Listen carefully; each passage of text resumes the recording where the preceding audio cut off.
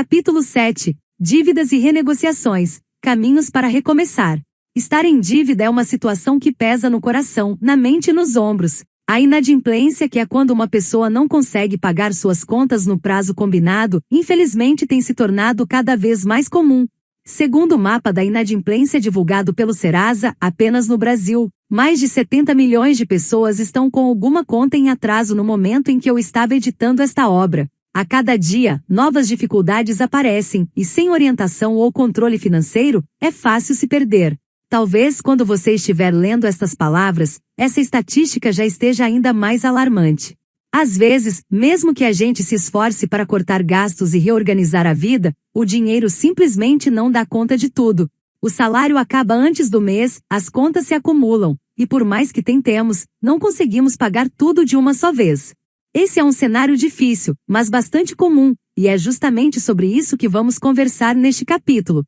O impacto de uma dívida vai além do bolso. Ela mexe com o nosso emocional, abala nosso ânimo e muitas vezes até a nossa fé.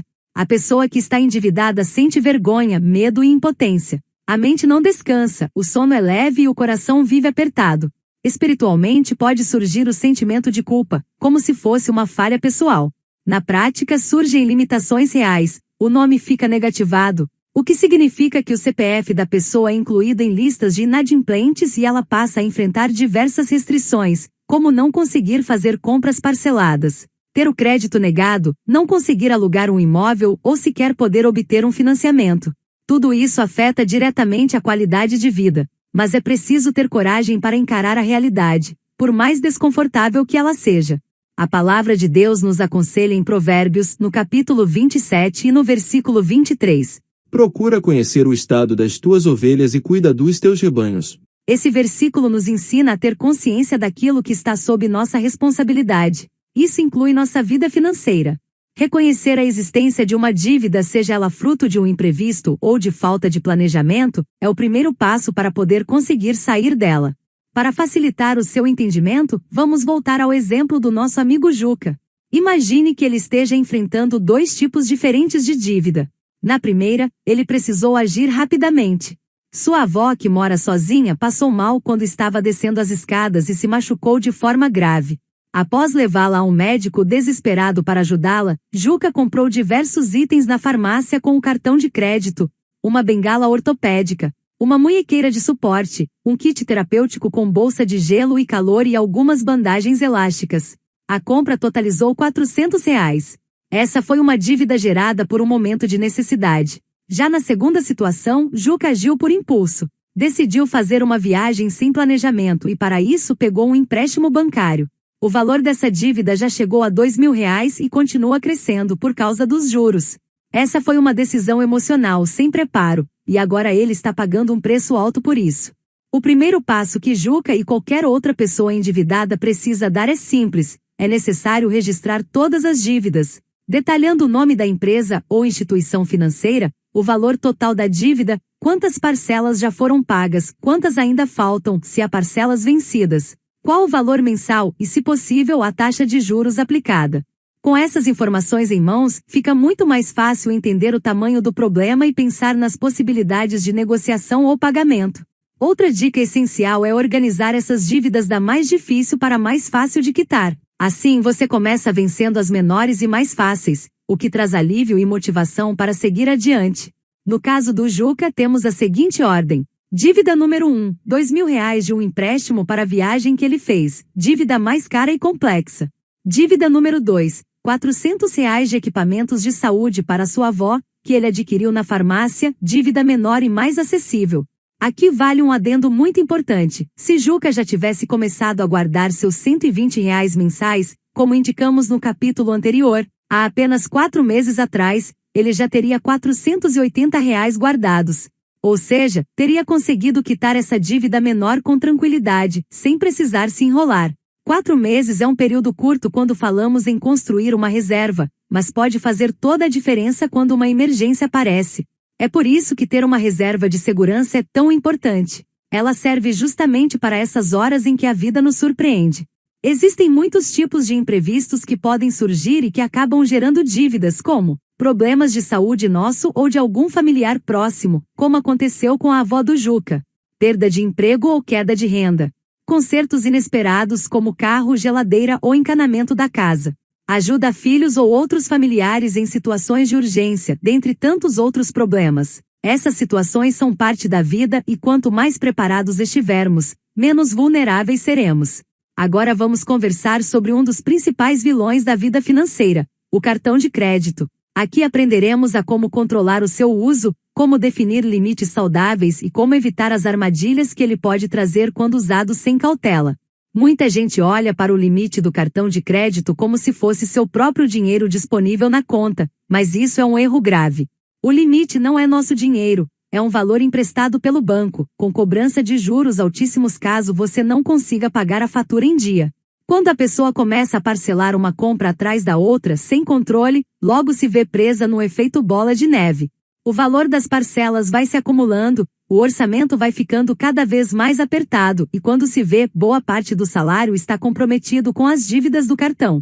Se isso já é complicado, fica ainda pior quando a pessoa decide pagar apenas o valor mínimo da fatura. Isso aciona os chamados juros rotativos, que são um dos mais altos do mercado. Ao fazer isso, o que sobrou da fatura vira uma nova dívida com juros sobre juros. Em pouco tempo, uma fatura de R$ 500 pode virar mais de R$ 1.000. Esse é um caminho perigoso, que drena os recursos da pessoa e trava totalmente sua vida financeira. Outro ponto importante é entender a diferença entre o cartão de crédito e o cheque especial. O cartão é um meio de pagamento com data definida para quitação. Já o cheque especial é um limite automático oferecido pelo banco quando sua conta entra no negativo. Os dois são empréstimos com juros muito altos. Por isso, o ideal é evitar ao máximo ficar com valores negativos na conta corrente. Entrar no cheque especial sem planejamento pode gerar um rombo ainda maior do que o do cartão. Tanto nosso amigo Juca quanto você precisam ficar atentos a tudo isso. Se nós não nos programarmos bem, as dívidas do cartão e de um eventual uso do cheque especial poderão se tornar um grande pesadelo nos próximos meses. A própria dívida de R$ 400 de Juca, que ele fez para ajudar a avó, ainda que ele tenha agido com boas intenções, poderia ter sido resolvida facilmente com um pouquinho mais de inteligência. Bastava parcelar em 3 vezes de aproximadamente R$ 133,33 ou mais parcelas com um valor menor. No caso de permissão do estabelecimento, e ele não teria sentido tanto o impacto em seu orçamento. Pequenas atitudes assim fazem uma grande diferença no final do mês. O problema é que se a pessoa não estiver atenta, ela continuará fazendo novas dívidas e a situação irá piorar. Por isso, o ideal é manter o mínimo possível de cartões de crédito. Dependendo da sua situação financeira, caso você não possua muito dinheiro, apenas 2 podem ser suficientes, um para movimentar seu salário, e outro de um banco digital para guardar e investir o seu dinheiro. É claro, somente depois que as dívidas forem quitadas. Aqui vale outro adendo super importante: não adianta começar a investir com dívidas em aberto. Isso seria como alguém com uma flecha cravada no peito, sangrando muito, em que corre o risco até de morrer, ficar se preocupando com relacionamentos ou projetos futuros, quando o mais urgente seria cuidar da ferida aberta dela. Lembre-se, enquanto o sangramento financeiro não for estancado, qualquer outro plano só irá piorar a sua situação. O parcelamento não é nenhum vilão, e quando bem usado, pode ser um recurso muito útil. O segredo está em fazer isso com cautela, estabelecendo um limite que caiba no seu orçamento. Imagine uma pessoa que ganha pouco, mas precisa urgentemente de um novo tênis, porque o antigo estava machucando seus pés. Dependendo de onde você vive e de quando está lendo isso, um tênis bom e confortável chega a custar em torno de R$ 450. Se esse valor for dividido em 3 parcelas de R$ 150, poderia ser possível pagar por isso sem se apertar tanto. Já um óculos novo que alguém precisa para enxergar melhor no trabalho ou nos estudos, pode custar entre R$ 500 e R$ 1.800 em uma grande cidade do Brasil. Esse valor varia conforme o grau da vista e também pelos recursos adicionais que costumam ser escolhidos no momento da compra. É muito comum optar por tratamentos como anti-reflexo, proteção contra raios UV, filtro de luz azul para quem passa muitas horas em frente a telas, e a redução da espessura da lente, especialmente em casos de graus mais elevados. Diante desse investimento, uma alternativa viável poderia ser o parcelamento em até 12 vezes de R$ 40 a R$ 150 no cartão. Dependendo do valor total que seria pago, o que permite adquirir um óculos de qualidade sem comprometer toda a renda de uma só vez. Essa é uma forma prática e planejada de cuidar da saúde dos olhos sem gerar um peso financeiro imediato. Mas mesmo nesses casos, é fundamental monitorar os gastos no cartão. Toda compra feita no crédito deve entrar na tabela de controle, para que você saiba se está se aproximando do limite mensal que estipulou para si mesmo. Se por algum motivo esse limite for estourado, é hora de redobrar os cuidados e evitar novas compras. Com esse controle, é possível usar o parcelamento a seu favor, sem que ele se torne um problema no futuro. Mas afinal, como definir um limite saudável para o uso do cartão de crédito? Essa é uma pergunta importante, e a resposta precisa levar em conta a sua realidade financeira. O ideal é que o valor total das suas compras no cartão nunca ultrapasse uma porcentagem segura do que você ganha por mês. Vamos pensar juntos em alguns exemplos práticos. Começando pelo Juca, que tem um salário de R$ 2.400. Para ele, um limite saudável de uso do cartão de crédito pode variar entre 10% e, no máximo, 20% do que recebe. Isso significa que por mês, ele poderia gastar no máximo entre R$ 240 e R$ 480 no cartão. Esse intervalo dá uma margem de segurança, garantindo que ele ainda tenha dinheiro para pagar as contas fixas, se alimentar bem e guardar um pouquinho para emergências. Agora, imagine uma professora da rede pública estadual que ganha R$ 5.000 por mês trabalhando em 2 turnos. Para ela, a recomendação continua sendo a mesma: manter o uso do cartão dentro de 10% a 20% da renda. Ou seja, algo entre R$ 500 e R$ 1.000. Assim ela pode comprar o que precisa com mais tranquilidade, sem correr o risco de comprometer o salário todo com a fatura. Mesmo no caso de uma pessoa com renda mais alta como um engenheiro ou gerente de projetos que ganha R$ 10.000 mensais, o raciocínio continua o mesmo. Ainda que o banco ofereça um limite bem maior, o ideal é que o uso mensal do cartão não ultrapasse R$ 1.000 a R$ 2.000. Com uma boa organização, esse valor já é suficiente para cobrir despesas estratégicas e ainda manter o controle das finanças. Vale lembrar que quanto maior for esse limite pessoal que você define para o cartão de crédito, menor será a margem disponível no seu orçamento para outras despesas no decorrer deste mesmo mês. Por isso, essa escolha deve ser feita com bastante cautela. O mais importante é entender que esses valores são apenas sugestões e que cada pessoa pode ajustar esse percentual de acordo com sua realidade. Quem está começando a se organizar agora ou tem dívidas em aberto, pode começar com um limite ainda menor, só para testar e ganhar mais confiança. O segredo está em nunca deixar o cartão dominar seu orçamento. Você é quem deve controlar o cartão, e não o contrário. Depois de identificar e calcular o tamanho da dívida ou das dívidas, caso existam mais de uma, é hora de dar um passo muito importante: entender qual é a natureza dessas dívidas.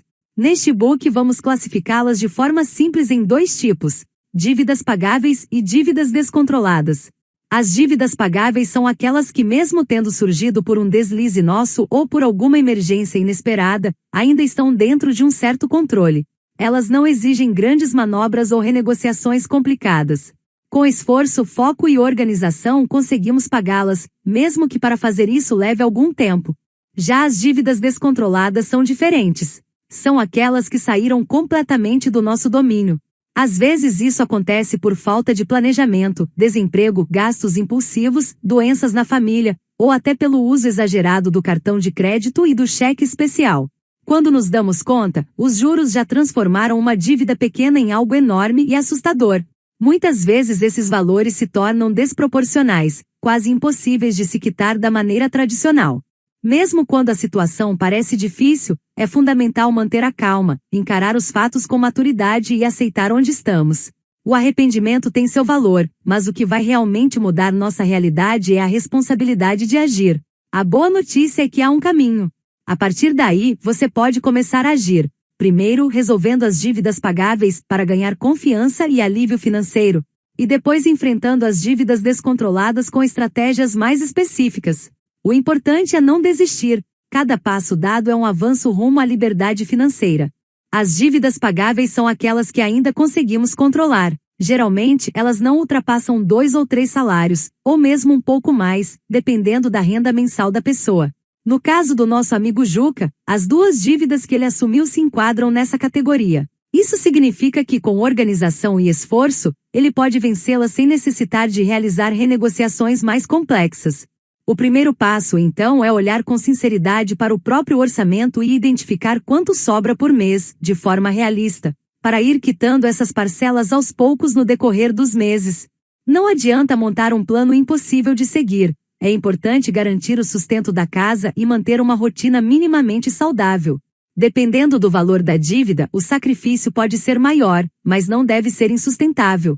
Uma estratégia que ajuda bastante é a de estabelecer um valor limite para o uso do cartão de crédito, aquele famoso teto que você se compromete a não ultrapassar de jeito nenhum. Esse limite pode ser mantido por algum tempo, e não precisa ser cortado de forma brusca. Vá reduzindo gradualmente mês a mês, conforme sua capacidade financeira. Por exemplo, se o limite do seu cartão estava em R$ 1.100, você pode manter esse valor por 1 ou 2 meses enquanto se organiza. Depois baixar ele para R$ 1.000. Depois para R$ 900, R$ 800, 700, R$ 600, até chegar num patamar que seja seguro para o seu bolso. Talvez R$ 500, R$ 400. Pode ser um valor maior ou menor do que esses, dependendo da sua vontade e da sua renda. O essencial é respeitar o limite mensal definido, mesmo que o valor se repita por algum tempo. Isso ajuda a evitar novos desajustes e traz mais estabilidade. Outro ponto muito útil é saber aproveitar os momentos certos. Se você trabalha com carteira assinada, por exemplo, pode usar parte do 13º salário para dar uma boa abatida na dívida, em vez de gastar com uma viagem ou com algo que pode esperar. Um trabalhador comissionado também pode usar esse tipo de oportunidade, após garantir as contas essenciais do mês, como alimentação, água, luz e supermercado. Ele pode usar parte da comissão extra para amortizar uma parte significativa do que está devendo. São essas decisões conscientes que, pouco a pouco, vão abrindo caminho para uma vida mais tranquila e equilibrada. Aqui vale frisar um ponto importante. Todos nós, como seres humanos, estamos todos sujeitos a problemas e erros. Mesmo que por algum motivo você falhe, seja isso causado por culpa sua ou não, não desista. Retome o controle e vá reduzindo novamente com paciência, até alcançar o valor que já havia estabelecido. Por exemplo, se você tinha diminuído essa dívida anterior dos R$ 1.100 e conseguiu ajustar o limite dela para os R$ 400 proposto nesse exemplo, mas cometeu algum erro ou teve algum problema qualquer e agora ela ficou em R$ 800 novamente. Comece a contar de novo a partir daqui e vá reduzindo suas prestações aos poucos, até chegar ao valor determinado anteriormente por você. Exemplo: R$ 800, 800, 700, 600, 500, R$ 450 ou o valor definido por você. Nessas horas, vale lembrar do que está escrito em Isaías, no capítulo 40, dos versículos 29 ao 31. Dá força ao cansado, e multiplica as forças ao que não tem nenhum vigor. Os jovens se cansarão e se fatigarão, e os moços certamente cairão. Mas os que esperam no Senhor renovarão as forças, subirão com asas como águias, correrão, e não se cansarão, caminharão, e não se fatigarão. Essa passagem nos mostra que o cansaço e as quedas fazem parte da vida, até mesmo para os mais fortes. Mas quem confia no Senhor encontra forças renovadas para continuar. Assim também é no caminho da organização financeira. Mesmo que você tropece, não significa que tudo está perdido. Com fé, paciência e persistência, você pode se reerguer e continuar sua jornada passo a passo, até conquistar novamente o equilíbrio. Antes de falarmos sobre as dívidas descontroladas, é necessário dar um passo atrás e refletir sobre algo essencial. O nosso padrão de vida precisa estar alinhado com a nossa realidade atual. Muitas pessoas acabam se endividando não por falta de renda, mas porque insistem em manter um estilo de vida acima do que podem sustentar. A Bíblia já nos alerta sobre isso em Provérbios, no capítulo 13 e no versículo 7. Há quem se faça rico, não tendo coisa nenhuma, e quem se faça pobre, tendo grande riqueza. Essa busca por aparentar o que não se é, muitas vezes por ostentação ou medo de julgamentos, acaba gerando um fardo financeiro pesado e desnecessário. Um exemplo que podemos citar foi o próprio Juca, que sonhava com uma viagem e ao invés de juntar dinheiro aos poucos e se preparar, decidiu ir de imediato, financiando tudo no cartão. Resultado: comprometeu seu orçamento por alguns bons meses e acumulou dívidas que poderiam ter sido evitadas contando apenas com um pouco mais de paciência. Como cristãos, somos chamados a refletir a imagem de Cristo em nossas vidas, como diz 2 Coríntios, no capítulo 3 e no versículo 18. Mas todos nós, com o rosto descoberto, refletindo como um espelho a glória do Senhor, somos transformados de glória em glória na mesma imagem, como pelo Espírito do Senhor. Isso significa também agir com sabedoria, prudência e verdade, sem nos esconder atrás de aparências. Comparar-se com os outros pode ser uma armadilha. A palavra diz em 1 Timóteo, no capítulo 6 e no versículo 8. Tendo, porém, sustento e com que nos cobrirmos, estejamos com isso contentes. Ou seja, é preciso encarar a realidade, reconhecer onde estamos e viver de acordo com isso. Para mudar de vida e sair do sufoco financeiro, a base é simples: gastar menos do que se ganha. A influenciadora e investidora brasileira Natália Arcuri, criadora do canal Me Poupe, resume isso com uma frase poderosa: devemos viver pelo menos um degrau abaixo da nossa realidade financeira. Esse hábito pode parecer difícil no início, mas é um dos pilares para construir uma vida mais equilibrada e próspera. Curiosamente, muitos dos homens mais ricos do mundo adotam justamente esse estilo de vida. Warren Buffett, por exemplo, bilionário investidor americano, vive há décadas na mesma casa modesta em Omaha. E Amancio Ortega, fundador da Zara, raramente é visto com roupas chamativas ou marcas de luxo. Se você os visse andando na rua, provavelmente nem saberia que estão entre os mais ricos do planeta. Isso nos ensina a valorizar os hábitos e não as aparências. Um exemplo contrário pode ser visto no programa Big Brother Brasil. Ao longo dos anos, diversos vencedores receberam prêmios milionários. No entanto, até o momento em que este texto foi escrito, dos 23 campeões do programa, apenas 6 se enriqueceram de verdade, enquanto 8 voltaram à mesma condição financeira de antes e 9 chegaram a empobrecer ainda mais, o que representa, respectivamente, cerca de 26% para os que melhoraram de vida após receber o prêmio, 35% que torraram o dinheiro e voltaram à situação anterior e 39% que pioraram a sua situação após receber o prêmio, pelos mais diversos motivos. Isso mostra que o problema não é o quanto se ganha, mas o quanto se sabe administrar. Voltando à nossa realidade, imagine agora uma dona de casa que sonha com uma casa maior, mas que mal consegue cuidar da que já tem, vivendo em meio à bagunça e negligência. Ou em um homem que almeja um cargo de chefia, mas que não dá conta nem das suas tarefas atuais. A Bíblia é clara em Lucas, no capítulo 16 e no versículo 10. Quem é fiel no pouco, também é fiel no muito, e quem é desonesto no pouco, também é desonesto no muito. Se a gente não consegue lidar bem com o que já temos, de nada adiantará querer ter ainda mais. Fazendo uma alusão, seria como uma torneira aberta despejando água em um balde furado. Apenas aumentar o fluxo de água só faria o desperdício ser maior. Antes de querer mais, assim como no caso dessa torneira, precisamos primeiro mudar o nosso comportamento e começar a tapar cada um dos buracos do nosso mau comportamento. Vamos avaliar o comportamento de 2 desses ganhadores do BBB, que mostraram que é possível fazer diferente. Jean Willis, campeão da 5ª edição, nasceu em Alagoinhas, na Bahia, e ganhou R$1 milhão em 2005. Após o programa, investiu em sua educação, seguiu carreira acadêmica e política, e transformou sua vida com base em escolhas conscientes. Monique Nunes, campeã da 16ª edição, natural de Goiânia, recebeu R$1,5 milhão. Com sabedoria, investiu parte do prêmio em imóveis e em uma marca de cosméticos, demonstrando visão empreendedora. Além disso, diversificou seus rendimentos com publicidade e presença digital, construindo um patrimônio sólido. Mesmo com a exposição e os desafios pós-reality, Monique manteve uma vida equilibrada e longe de excessos, tornando-se um exemplo de como o bom uso dos recursos pode garantir estabilidade e oportunidades duradouras. Mesmo que tenham cometido erros, o mais importante é que souberam usar seus recursos para melhorar a própria realidade. E isso serve de inspiração.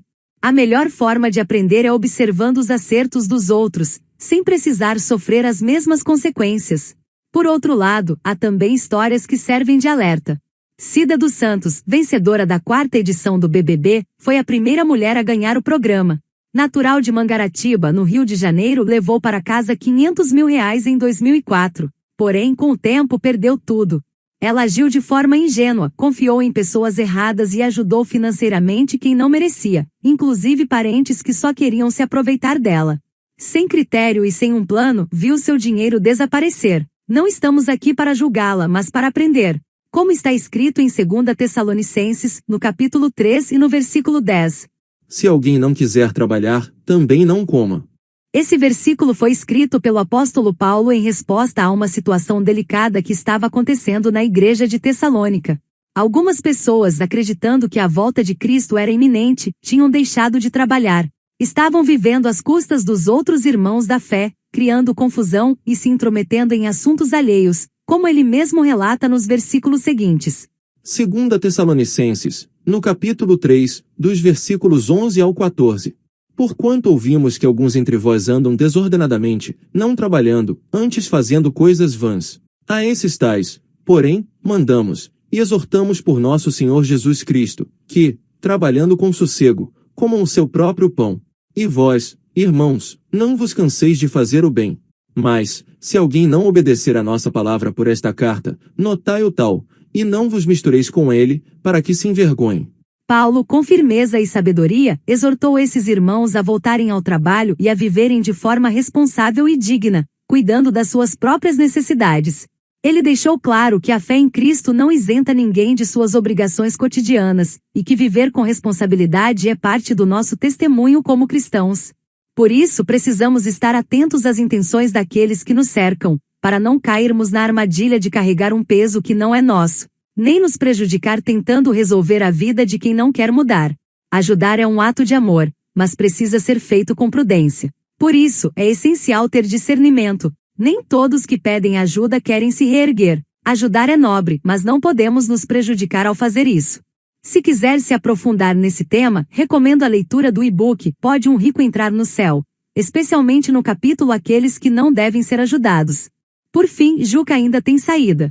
Além das dicas anteriores que visavam organizar melhor o orçamento gastando menos, também é possível trabalhar um pouco mais, seja fazendo horas extras, algum bico, dirigindo por aplicativo ou outras coisas afins, de forma que com esse esforço a mais seja possível pagar as dívidas. No caso do Juca, ele poderia se esforçar para pagar primeiro a dívida menor, de R$ 400, e depois, poderia trabalhar um pouco a mais para pagar ao menos as prestações da dívida maior, por exemplo, de forma a não prejudicar o seu rendimento. Conforme você for ganhando um pouco mais, poderá ir quitando as prestações aos poucos, tomando cuidado para não atrasá-las e não aumentar o problema. Outra opção possível para Juca seria a de conversar com o próprio banco, no caso, o credor da sua dívida, para buscar uma renegociação, aqui sempre se atentando ao cuidado para que as parcelas caibam no bolso e para que o valor final não seja maior do que o necessário. Tudo isso exigirá disciplina e um plano, como nos lembra Provérbios no capítulo 13 e no versículo 18. Pobreza e afronta virão ao que rejeita a instrução, mas o que guarda a repreensão será honrado. Durante algum tempo, o orçamento estará apertado, é verdade. Mas aos poucos a vida voltará ao normal, e dessa vez, livre das dívidas. Agora vamos falar sobre um dos temas mais delicados quando o assunto é vida financeira, as dívidas descontroladas. Esse tipo de dívida vai além de um simples atraso ou dificuldade pontual. Trata-se de uma situação em que a pessoa perdeu o controle do que deve, muitas vezes não sabe nem mais o valor total das dívidas ou quantos credores estão cobrando. Por isso, aqui será necessário ter muita atenção, cautela, prudência, paciência e, acima de tudo, autocontrole. A pressa pode piorar a situação, e decisões impensadas podem gerar ainda mais prejuízos. Existem diferentes caminhos para lidar com esse problema, e vamos apresentar as principais soluções. É fundamental entender que cada uma dessas alternativas possui vantagens e desvantagens. Por isso é importante analisar com calma qual opção se encaixa melhor na sua realidade atual. Avaliar os prós e contras de cada escolha pode evitar novos erros e ajudar na construção de um recomeço financeiro mais sólido. Antes de apresentarmos as alternativas, é importante entender que renegociar uma dívida é rever os termos do pagamento com o credor, buscando tornar a quitação mais viável. Isso pode envolver prazos maiores, juros menores, descontos para pagamento à vista ou a substituição do contrato atual por outro mais leve financeiramente. Negociar diretamente com os credores. Negociar diretamente com os credores é uma das formas mais comuns e acessíveis de resolver dívidas. Essa alternativa serve tanto para o que chamamos de dívidas pagáveis, quanto para dívidas consideradas como descontroladas. A ideia é procurar o credor e tentar obter uma proposta melhor, como redução de juros, parcelamento em condições acessíveis ou até um desconto expressivo para pagamento à vista. Isso é importante porque, muitas vezes, as empresas preferem receber algo do que deixar o nome da pessoa negativado por muito tempo ou ter de entrar com um processo judicial, o que também custa dinheiro e tempo para elas. Vale lembrar que nem todos os credores costumam ser flexíveis. Bancos grandes costumam ser mais rígidos do que pequenas empresas, por exemplo. Outro cuidado essencial é sempre garantir que você está negociando pelos canais oficiais da empresa. Evite interações por e-mail ou mensagens de origem duvidosa, pois há muitos golpes envolvendo falsas promessas de quitação de dívidas. Pensando em um exemplo prático, se a dívida é de R$ 5.000, você pode propor um desconto de 50% para pagamento à vista ou parcelar em 12 vezes com juros baixos. Usar plataformas de negociação digital. Outra opção prática e cada vez mais usada é a de se recorrer a plataformas digitais de negociação, como Serasa Limpa Nome. Nesses sites, muitas vezes já existem propostas pré-aprovadas com descontos e prazos melhores. O processo é simples, sem precisar falar diretamente com o credor, o que ajuda quem tem dificuldade de negociar por telefone. Mesmo assim, só utilize plataformas conhecidas e confiáveis para não correr risco de golpes. Nunca forneça dados pessoais ou bancários em sites desconhecidos. Também é importante saber que nem todas as dívidas aparecem nessas plataformas. Débitos com pequenos comércios ou credores informais, por exemplo, normalmente não constam lá. Por isso, vale a pena comparar. Veja o que está disponível na plataforma e, se possível, tente também uma negociação direta, pois às vezes as condições por telefone ou presencialmente podem ser ainda melhores. Trocar uma dívida cara por uma mais barata. Uma terceira possibilidade é trocar uma dívida cara por uma mais barata. Isso pode ser feito por meio de um refinanciamento de algum bem que você possui, como um carro ou imóvel, ou até por um empréstimo consignado, que tem juros mais baixos e é descontado diretamente na folha de pagamento. O objetivo aqui é usar esse novo crédito, com juros menores ou parcelas mais leves, para quitar a dívida mais cara à vista. A pessoa passa então a pagar somente a nova dívida com melhores condições. Mas atenção, o consignado só funciona para quem tem margem disponível no salário, e o refinanciamento exige um bem em seu nome. É importante também analisar com cuidado o CET, o custo efetivo total, que mostra o valor final da dívida, incluindo juros, taxas e encargos. Às vezes, mesmo com juros menores, o novo prazo pode ser tão longo que o valor total pago no final será ainda maior. Portanto, o leitor deve ficar atento para não trocar uma dívida ruim por uma que parece melhor, mas que na prática traz ainda mais prejuízo. Fazer uma novação da dívida. Outra saída possível seria realizar uma novação da dívida. Esse é um processo formal, em que a dívida antiga é substituída por uma nova com outros termos, como novo valor, novo prazo e novos juros. Isso extingue legalmente a dívida anterior e cria um novo contrato com o credor. A novação pode ser uma boa opção quando a dívida ficou impagável, mas o credor aceita condições mais leves, ou quando o devedor quer evitar a negativação do nome ou até um processo judicial. Por exemplo, se a dívida era de R$ 10.000 em 12 vezes, com a novação ela pode virar algo como R$ 8.000 em 24 vezes. Isso ajuda nas parcelas, mas o valor total pode acabar sendo maior por causa dos juros ao longo do tempo. Pontos de atenção importantes aqui incluem: exigir um documento formal que comprove a extinção da dívida anterior, conferir se o novo contrato não tem juros abusivos ou um prazo excessivo que aumente muito o valor final. E se a dívida for de valor alto ou envolver bens, vale consultar um advogado antes de assinar qualquer acordo. Em situações de abuso ou cobrança indevida, é essencial procurar ajuda no PROCON ou na Defensoria Pública. Isso vale especialmente para situações como cobranças de dívidas já quitadas, ligações de cobrança em excesso com ameaças ou constrangimento, taxas abusivas disfarçadas no contrato ou quando o consumidor não consegue entender os termos do novo acordo por falta de transparência. Esses órgãos oferecem orientação gratuita e podem inclusive intermediar acordos ou ingressar com ações judiciais quando necessário. Procurar ajuda não é vergonha, é um passo importante para retomar o controle da vida financeira com segurança e dignidade. Ao lidar com qualquer tipo de negociação de dívida, é essencial guardar todos os documentos relacionados, como se fosse um pequeno dossiê pessoal. Guarde os contratos antigos, comprovantes de pagamentos, acordos firmados, registros de e-mails ou mensagens trocadas com o credor, e qualquer outro papel que comprove o que foi acertado ou quitado. Essa organização pode ser muito útil caso surja alguma cobrança indevida no futuro. Ter tudo registrado evita dores de cabeça e facilita a defesa dos seus direitos, inclusive se precisar procurar o PROCON ou a Justiça. Resolver dívidas descontroladas não é fácil, mas também não é impossível. Com calma, informação e atitudes firmes, é possível renegociar, reorganizar e começar de novo. O importante é não agir no impulso e nem ignorar o problema.